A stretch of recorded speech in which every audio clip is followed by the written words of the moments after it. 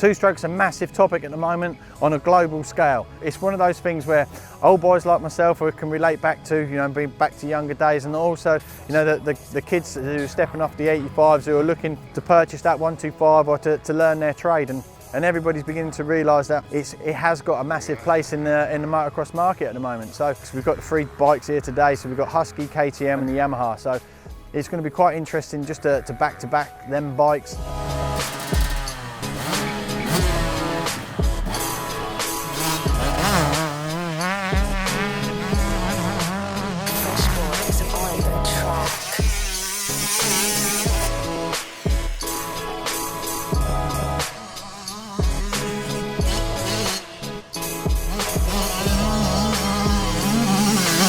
Today at Ottobiano in Italy has been awesome. Riding the 3 125s, the KTM, the Husky and the Yamaha on this track it's been pretty epic, to be honest. And riding the track, which is so demanding, then you can really tell and really get the feel for the bike and really see what the bikes do. And the 125s just always put a smile on your face, always make you feel happy. The YZ125, that bike always puts a smile on my face. It's one of the bikes that, when we talked about before, you can just pull this bike out of the van and you can just literally go riding, and the suspension is one of the things which is key on this bike, because you don't have to adjust the air pressure. It's got spring front forks, and Kayaba have always managed to deliver a suspension setting that can meet needs of most riders, and that's from beginners to pros.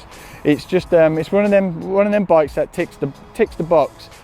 Just the only thing that does let it down, obviously, is the top end power. As in riding the bike, it's impressive because even though that the development train hasn't continued on this bike, the bike still feels really good out on track. And a couple of the things that let it down, obviously, it's the weight. The weight lets it down over its competition. The cable clutch, that should be hydraulic now. But one of the things that the Yam 125 does offer is it offers a punch and the connection. So it's really got the engine dialed. And when I say engine dial, I mean like from throttle to engine to rear wheel. That connection's really good. So it just allows you just to pop off certain things and wring the bike's neck. Obviously it is down on power compared to the KTM and the Husqvarna.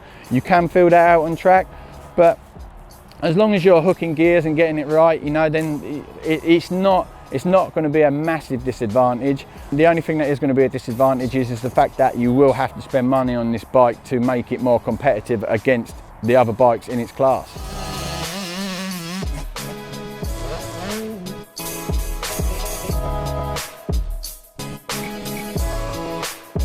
The Husqvarna for me this year was just a little bit off from the KTM up at the top end, and you could feel that. But from bottom to mid, the bike was fine.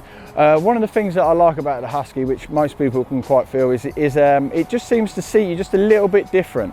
I know that there's not a lot of differences when you look at the spec sheet, but it just always just seems to seat you a little bit further or positions you a little bit further back.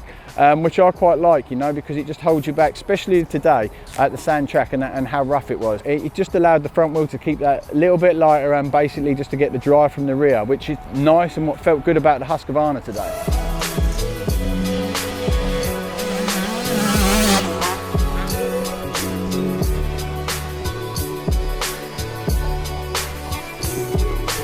All 3 bikes offered something slightly different, which I quite liked. Like, for example, the KTM for me that would be the out and out winner if you was a pro, and you wanted to, basically, if you was at the top end of your game and you were really competitive and you wanted to be up there because you were always top 3, then the KTM 125, it had the most power, and that was even over the Husky. We're led to believe that they're exactly the same, but the KTM 125 just felt faster. They've always come out with a powerhouse of a machine, and it's always been at the pointy end, and it's nice to see that they've carried on with that progression. This year we've seen lots of modifications regarding with the frame, swinging arm, the suspension settings. I believe that the carburetor's had a little bit of adjustment as well, and so is the exhaust, and you can really feel that the level of progression has been moving on. When you step back and you ride the old 125 from a few years back, you can feel the difference within that brand. You can feel the changes, and it's nice to see that they're still pushing on, because these bikes are still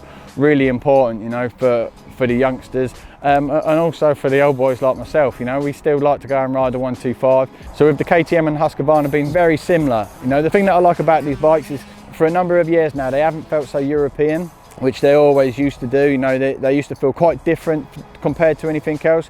whereas you know you don't get that feeling whatsoever anymore. The Air WP front forks, I'm a fan of air forks. I've always said that, and WP definitely make the best air forks that are on the market, because they're a little bit more easier to use for the customer, a little bit easier to set up. Also as well, the air pressure doesn't seem to fluctuate quite as much. It seems to stay quite stable. You know, I've been using the WP front forks for quite a while, and I like them. You know, I can see that I can see why people, you know, might be against them, because obviously it's something that you have to check or you have to adjust, and if they are down on pressure or they are up on pressure, and when you're out on track, then you can really feel that. You know, if they're too low, then you can get a bit of a front end push, or you know, the front end will tuck. You can't quite get into the ruts quite how you like.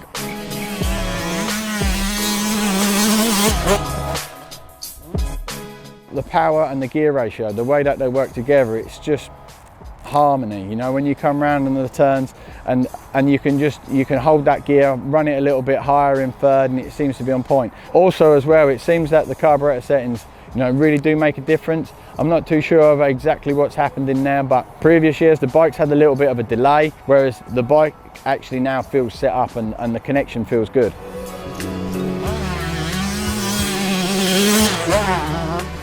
Fresh boys on the track. On the track.